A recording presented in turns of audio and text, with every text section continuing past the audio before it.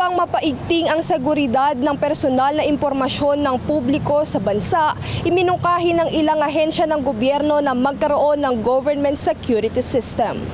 Ilan sa mga nagbigay ng pahayag patungkol sa issue sa cybersecurity sa bansa ay ang mga co-convener ng Scamwatch Pilipinas na sina Art Samaniego at Giselle De Guzman, kabilang na ang hepe ng National Privacy Commission o NPC na si Attorney Mike Santos.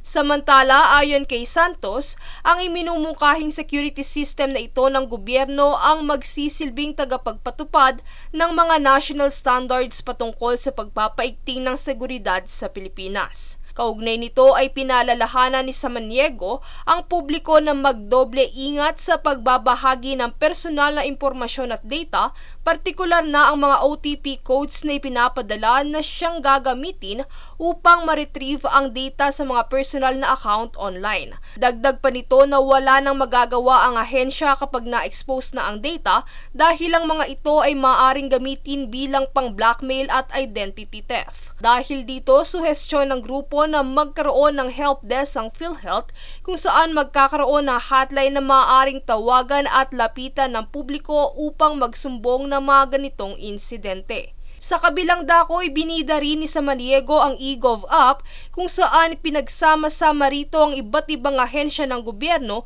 na hindi na kailangan pang pumunta sa kanya-kanyang website para ma-access ang isang ahensya. Sila mismo ang nangangalaga doon sa data nila.